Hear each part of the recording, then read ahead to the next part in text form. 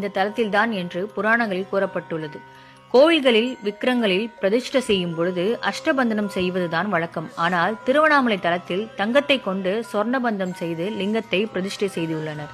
திருவண்ணாமலை கார்த்திகை தீபத்துக்கு நிகராக எந்த சிவாலயத்திலும் ஜோதிய வழிபாடு நடந்ததில்லை. திருவண்ணாமலையில் ஏற்றப்படும் கார்த்திகை தீபம் அண்ட சராஷ்டிரங்களில் தீப விளக்காக கருதப்படுகிறது. அதாவது இந்த உலகத்துக்கே தீபம் ஏற்றுவதாக கருதப்படுகிறதாம். திருவண்ணாமலையில் கார்த்திகை தீப தரிசனத்தை ஒரு தடவை செய்தாலே அது 21 தலைமுறைக்கு புண்ணியம் சேர்க்குமாம் என்று தல புராண பாடலில் கூறப்பட்டுள்ளது. திருவண்ணாமலை கார்த்திகை தீபம் ஒரு வாரம் வரை எரியும். கார்த்திகை தீப திருவிழாவில் ஒரு நாள் அண்ணாமலையாரும் உண்ணாமலை அம்மனும் ஒன்று சேர கிரிவலம் வருவார்களாம். அவர்களுடன் பக்தர்களும் சேர்ந்து வருவது புண்ணியமாக கருதப்படுகிறது. திருவண்ணாமலையில் ஏற்றப்படும் தீபம் உலகத்துக்கு எல்லாம் இயக்குகின்ற பரம்பொருள் ஒன்றே என்பதை இறைவன் ஒருவனே என்ற தத்துவத்தை உணர்த்துகிறது.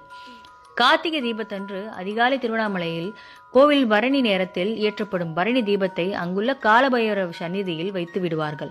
பிறகு மாலையில் அதைத்தான் மலை உச்சிக்கு எடுத்து சென்று மகாதீபத்தை ஏற்றுவார்கள். ஒவ்வொரு ஆண்டும் திருவண்ணாமலை தீபத்தை காண 30 லட்சத்துக்கும் மேல் பக்தர்கள் வருவார்களாம். தூரத்தில் இருந்தாவது பார்த்துவிட்டு செல்வார்களாம். திருவண்ணாமலை மலை உச்சியில் தீபம் ஏற்றப்பட்டதும் வணங்கினால் பாவம் நீங்கி பிறவி பிணியை அறுக்க வல்லது என்பது ஐதீகமாகும். மலையின் மீது தீபம் ஏற்றப்பட்டதும் அண்ணாமலையாருக்கு அரோகரா என்று பக்தர்கள் முழக்கமிடுவார்களாம். இதற்கு என்ன அர்த்தம் தெரியுமா? இந்த உலகத்தில் நான் என்னும் எண்ணத்தை அழித்து மனதை ஆன்மாவால் அழித்து உள்முகத்தால் ஆத்மத ஆன்மா ஜோதியை காண்பதுதான் இந்த தீப தரிசனமாகும். இதை சொல்லி இருப்பவர் ரமண மகரிஷி அவர்கள். பஞ்சபூத தலங்களில் இது நெருப்புக்குரிய தலமாகும்.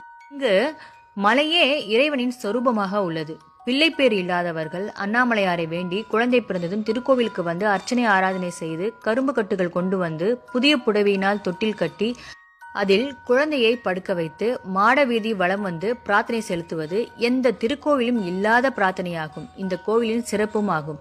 அருணகிரிநாதரின் வாழ்வில் அருள் திருப்பம் ஏற்பட காரணமாக இருந்த தலம் இதுதான். 3ஆம் பிரகாரத்தில் தலவிருட்சமான மகிழ மரம் உள்ளது. குழந்தை பாக்கியமற்றவர்கள் இறைவனை வேண்டிக் கொண்டு துணியால் செய்யப்பட்ட சிறிய தொட்டில்களை இம்மரத்தின் கிளைகளில் கட்டி விடுவார்களாம். அவர்களுடைய வேண்டுதல்கள் நிறைவேறியுடன் தங்கள் குழந்தைகளுடன் இத்திருக்கோவிலுக்கு வந்து தாங்கள் கட்டியிருந்த துணி தொட்டில்களை நீக்கிவிட்டு காணிக்கை செலுத்துவது வழக்கமாக உள்ளது. கோவிலுக்குள் நுழைந்த உடனே சர்வசக்தி விநாயகர் வலது பக்கம் உள்ள பாதாள லிங்கேஸ்வரர் சன்னதியை காணலாம். இது ரமணர் தலம் செய்த இடம். அங்கு அவசியம் தரிசிக்க வேண்டும். வண்ணச்சபரம் தண்டபாணி சுவாமிகள் முருகப்பெருமானுக்கு சாத்திய வேல் இங்கு உள்ளது. விசுவாமித்திரர், பதஞ்சலி, வியாக்கிரபர்தர், அகத்தியர், சனந்தர் முதலானோர் வழிபட்ட லிங்கங்கள் உள்ளன. 25 ஏக்கர் நிலப்பரப்பில் 7 பிரகாரங்களுடன் அமைந்துள்ள இத்திருக்கோவில் திருவெம்பாவை பாடப்பட்ட சிறப்பினை உடையது. வள்ளல் பச்சையப்பர் இக்கோவிலில்